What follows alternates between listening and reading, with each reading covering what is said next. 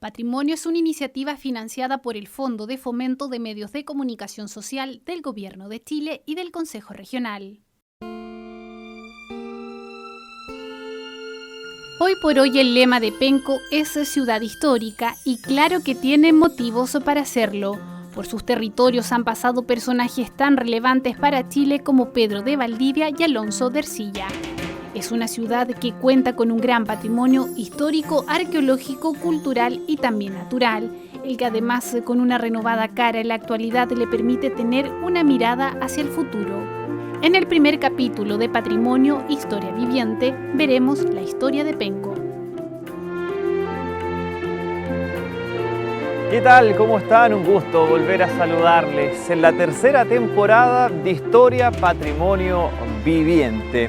En las primeras dos temporadas le contamos historias un tanto desconocidas, patrimoniales, arquitectónicas de las comunas de Concepción y también de Lota. En esta nueva temporada queremos contarles acerca de Talcahuano, Coronel y también donde nos encontramos actualmente, la comuna de Penco.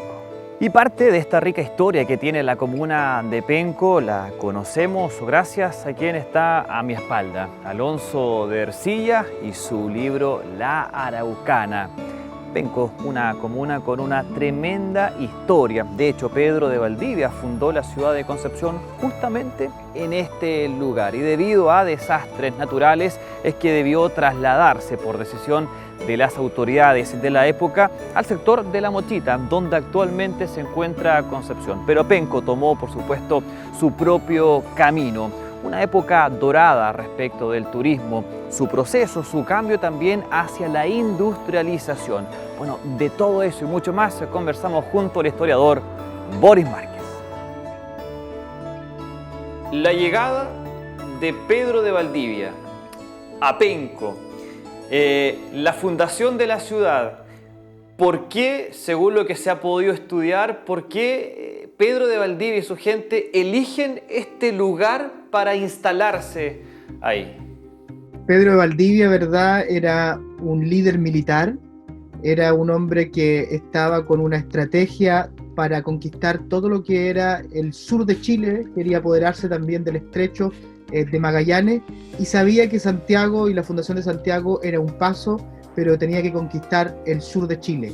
Llega, ¿verdad?, a las márgenes del Biobío y el 22 de febrero del año de 1550 tiene una gran batalla, que es la batalla de Andalién, y decide replegarse a una bahía que es la bahía de Penco, que le llamaban, cierto, Peguco, los antiguos habitantes mapuches que vivían, y desde ahí comienza a construir una ciudad fortificada, primero en un cerro que hasta el día de hoy se llama Bellavista, construye una empalizada con tronco, y posteriormente, y después de una batalla muy cruel, que se llamó la Batalla de Penco del 12 de marzo de 1550, decide bajar a la ciudad e instalarse, fundar una ciudad que se llamaba la ciudad de la Concepción de la Purísima Verdad, de María Purísima del Nuevo Extremo, que se funda el 5 de octubre de 1550 y que es la fundación, ¿verdad?, de Concepción, que todos nosotros festejamos esa efeméride, ¿verdad?, notable todos los años.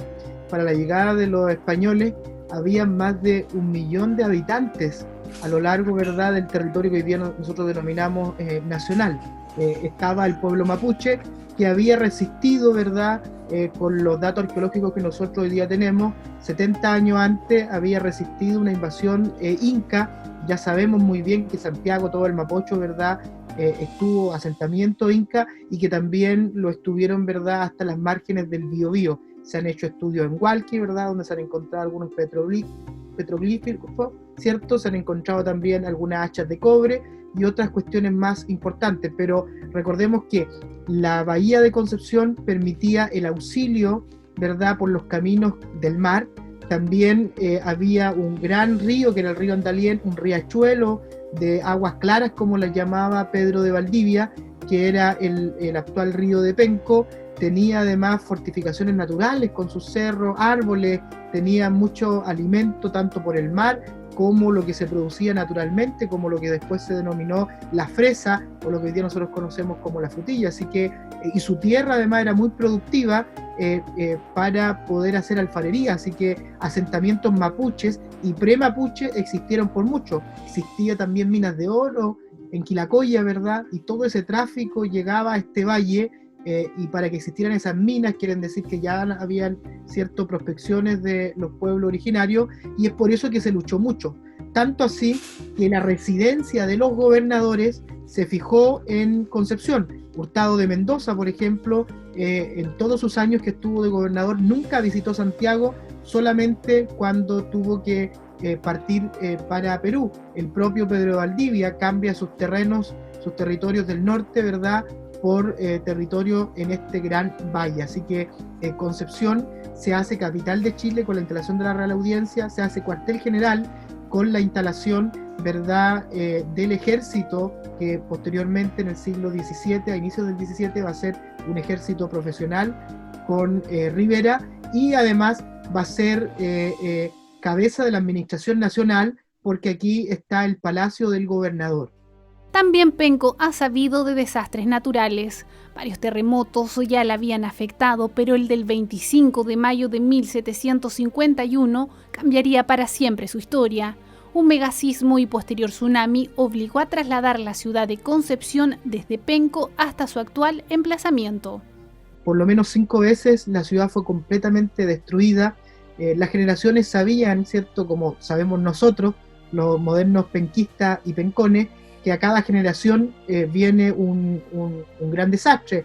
Lo ocurrió en el año 55, lo ocurrió, ¿verdad?, en 1657, lo ocurrió en el año 30, pero en el año 30 no se pensaba que iba a venir algo tan cercano a Concepción, y como todas las edificaciones, ¿verdad?, y sobre todo las grandes edificaciones, como las catedrales, se demoraban más de una generación, y en el año 51, o sea, 21 años después, viene un gran terremoto con un maremoto que destruye, ¿verdad?, todos los avances de la reconstrucción, y el pueblo realmente se asusta. Y no solamente eso, sino que la bahía de Concepción, que desde las cartas de Pedro de Valdivia y también los antecedentes que tenemos de muchos viajeros como Amadeu Fresier, que decían que era una de las bahías más pacíficas. Con el terremoto y maremoto del 51, ¿verdad?, ya eso no era posible por todos los movimientos de las placas, ¿verdad?, que hace subir el lecho marino, y ya no podían fondear como antes, y es por eso que se necesita un nuevo puerto para Concepción, y también, ¿verdad?, porque no se podía soportar una nueva destrucción con tan poco tiempo. Personajes relevantes para la historia de Chile también marcaron el devenir de Penco.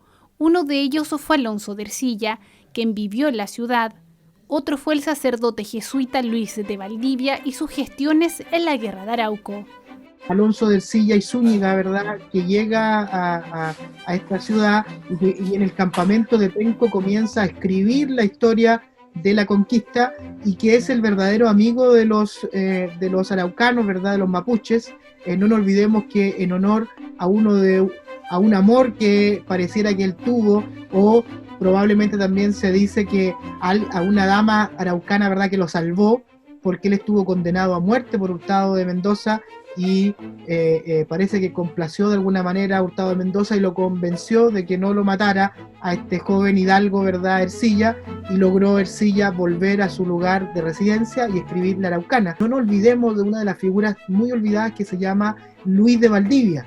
Un Valdivia, ¿verdad?, que conquistó, que luchó muy sangrientamente contra el pueblo araucano, pero padre Luis de Valdivia, que también llega a Concepción, que es contemporáneo de Alonso Rivera, y que gracias a él se crea la estrategia que se llamó la guerra defensiva, y él es el que comienza a hacer la evangelización, empieza también a escribir sobre la lengua mapuche. No nos olvidemos, ¿verdad?, que el pueblo mapuche tecnológicamente era un pueblo que estaba muy atrasado, y con las relaciones con el pueblo, ¿verdad?, español que llegaba, logró montar a caballo, logró, ¿verdad?, traspasar su dialecto, ¿verdad?, a una lengua ya mucho más formal, a una lengua de escritura, y eso también fue gracias al aporte de los misioneros, como tú mencionaste algunos, como los franciscanos, como los mercedarios y como este jesuita Luis de Valdivia. La ciudad de Penco también fue pionera. Aquí se levantaron bancos y además fue la primera en fundar una universidad en Chile, la Universidad Pencopolitana, en el año 1724.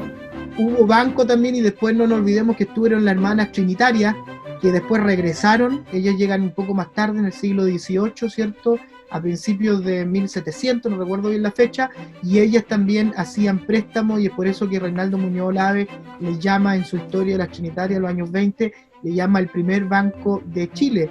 Pero, por ejemplo, en la Orden de la Merced, una de las primeras que llega, y también una de las vírgenes que trae el propio, que llegan en los propios conquistadores y que hoy día está en Concepción, es una de las vírgenes también más antiguas que se conservan y que es parte del patrimonio colonial desconocido. A pesar de los amplios registros históricos, Penco no tiene una fecha de fundación.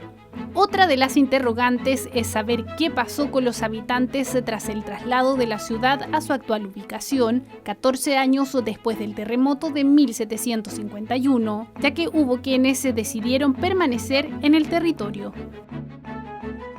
Boris, una vez que se cambió Penco hasta lo que actualmente es Concepción, ¿qué pasó con la gente? Claro, hubo gente que se quedó acá, pero ¿qué pasó con el Penco que se había fundado donde actualmente está Penco? ¿Qué pasó con ese espacio, con lo que había ahí? Hay gente que se quedó allá, que después de un tiempo volvió a ese sector. ¿Qué pasó después del traslado a lo que es actualmente Concepción? Bueno, por eso se dice que Penco, como muchas otras ciudades de Chile, nunca fue fundada, porque aquí realmente se fundó Concepción, y tiene Concepción un escudo de arma, ¿verdad?, real, por el emperador Carlos V, ¿verdad? Se decide y se obliga a la gente a trasladarse, pero muchas de las personas, ¿verdad?, todos sabemos que hay muchas personas que no están dentro de la estructura normal, ¿verdad?, siempre viven en la periferia, y estas personas se quedaron mayoritariamente pescadores. Se trató también de destruir lo que quedaba, y en eso te comento que se empezaron a trasladar, por ejemplo, piedras, todo material que se podía reutilizar, pero quedaron muchas construcciones a media, destruidas por mucho tiempo más, y ahí es donde está la visita de varios viajeros, como Dumont d'Urville, ¿verdad? Posteriormente tú nombraste al mismo Darwin, ¿verdad?, que pudieron describir la ciudad y van observando cómo la ciudad hasta por lo menos la mitad del siglo XIX todavía habían ruinas, ¿cierto?, de la antigua historia colonial. Se tiene un antecedente formal en el Archivo Nacional de Santiago, que hay una carta que está dirigida por varios vecinos en 1822, que se le denomina la Proclama de Penco, porque como ya Chile se había liberado, y además Penco estuvo también dentro de todos los movimientos de la independencia. No nos olvidemos que el fuerte La Planchada fue utilizado como cárcel. Aquí estuvo la madre de Freire, ¿verdad?, de Ramón Freire, estuvo el propio Carrera con algunos de sus hermanos, y muchos otros movimientos. Penco vio pasar a O'Higgins, vio pasar a Freire, vio pasar a Bulnes, vio pasar a los presos, ¿verdad?, patriotas que se iban a la isla Quiriquí. Una de las grandes luchas que tenía esta provincia, que tenía a diputados como Bernardo O'Higgins, y además tenía uno de sus grandes representantes, que fue Juan Martínez de Rosa. Uno de los grandes puntos por que luchaba era la libertad de comercio. Aquí llegaban muchos barcos, especialmente franceses, ¿verdad?, y no todos podían exportar porque había un monopolio. El trigo que se producía en todo este territorio, el vino y muchas otras mercancías, ¿verdad?, se tenían que transportar y vender solamente con el virreinato. Entonces había un disgusto general en los grandes hacendados, y se creía que había que buscar nuevas rutas. Es por eso que en 1806 uno de los alcaldes de Concepción, Luis de la Cruz, cruza la cordillera a Buenos Aires para buscar nuevas rutas de comercio. La independencia llega con todo el poderío, ¿verdad? Y con todas las ideas de libertad, pero también con las ideas de libertad económica. Es por eso que Juan Martínez de Rosa, y se recuerda con un monumento que está en el Parque Ecuador, ahí hay un friso de Nicanor Plaza, y ahí muestra la libertad de comercio, muestra esta bahía de Penco y muestra los barcos entrando. Penco tiene que decidir entonces si sigue su tradición balnearia, su tradición, ¿verdad?, turística, tanto así que Horacio Lara en el siglo XIX la llama a Penco la Versalles del Sur, o tiene que decidir, ¿verdad?, por su tradición industrial, y al final prima, ¿verdad?, la industria de cerámica, la industria del azúcar, y varias otras industrias menores, ¿verdad?, que se van instalando en todo Penco, ¿verdad? Y es por eso que tenemos la propia vía férrea, ¿verdad?, que divide la ciudad con el mar, la playa. Y desde el mirador, uno de los miradores que hay aquí en Lirquén, para poder tener esta privilegiada vista de Penco y también de Lirquén, comenzamos a despedirnos en este primer capítulo de Historia Patrimonio Viviente, tercera temporada, donde conocimos un poco más de esta rica historia que tiene esta importante comuna de la región del Biobío. Conocimos de su historia, también de su época dorada del turismo y su paso hacia la industria, pero poco a poco vuelve a sus raíces en la parte histórica. Historias que quedan plasmadas en el libro de oro de Penco. De esto y mucho más, por supuesto, hablaremos en nuestro próximo capítulo de Historias Patrimonio Viviente aquí en la comuna de Penco. Gracias, que esté muy bien.